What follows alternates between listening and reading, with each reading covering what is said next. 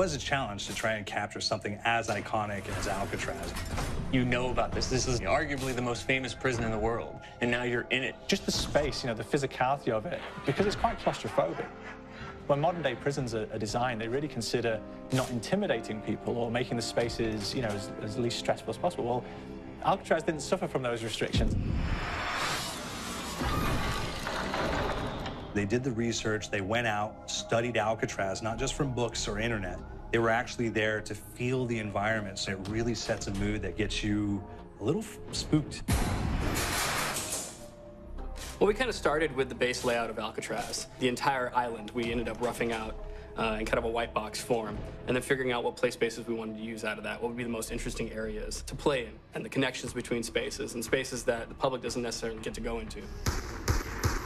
We really did a lot of pushing to really enhance that psychological horror aspect that we're really looking for. And this is a really good opportunity to really tell something special. Like I got stuck right through the gates to hell!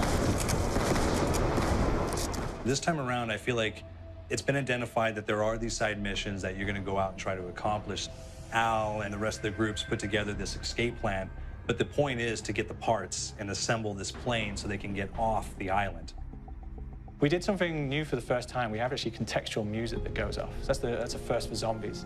And it's all based around this horror thriller aspect. Every location will have a specific stinger that you hear when you find it, when you discover it, when you start unraveling the story. We start building on the music that you're hearing, and it's really enhancing that experience and going along with it in parallel.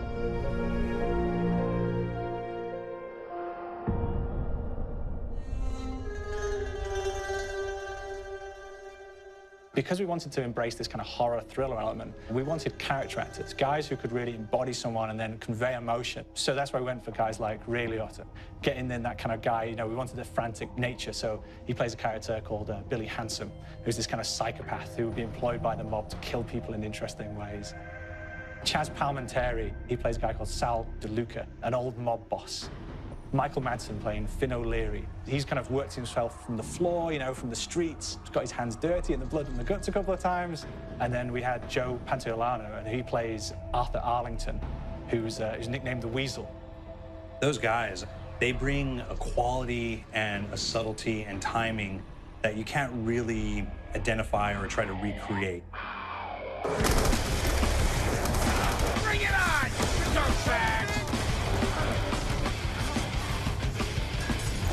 You start off in the afterlife mode, and that's just going to be what's going on. You're going to try to solve the mystery from the second you start. Afterlife, to me, brings a new element, like a new puzzle element. It forces me to think a little bit more or look for the clues or kind of think of zombies on a slightly deeper level. You see clues throughout the map that tell you, ooh, perhaps if I'm in the afterlife, I can interact with this object, or there's some puzzle going on here that I need to be in the afterlife. Back east, I whacked a dirty dentist with one of these. Took forever, too. Alcatraz has a Civil War kind of fort background before it turned into a penitentiary. And so we had this kind of backstory, the idea that the warden would have collected Civil War weaponry. And one of them is a blundergat. It's a fictional weapon, but the idea of the combination between a blunderbuss and a Gatling gun.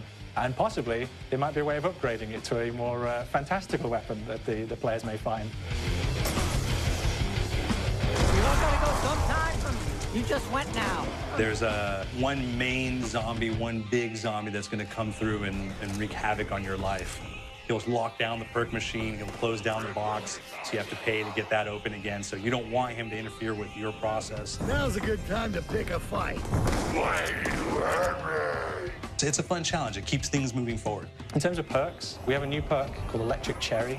When you reload, it gives a shock around, which scales over time. Who's asking for it, greaseball? There's so much to experience in this map. Every time I play it, there's a new tactic to take, a new experience, a new objective to go for. But there's also this layer of things that we aren't exactly exposing to the players right off the bat and will need to be discovered. Don't let me go. Is it the calling we hear? We've got the undead in there, we've got these historical elements, and these fantastic actors all seem to be with peace with each other in this kind of same world. So It's magical, and our team is incredibly excited by it. This is the call.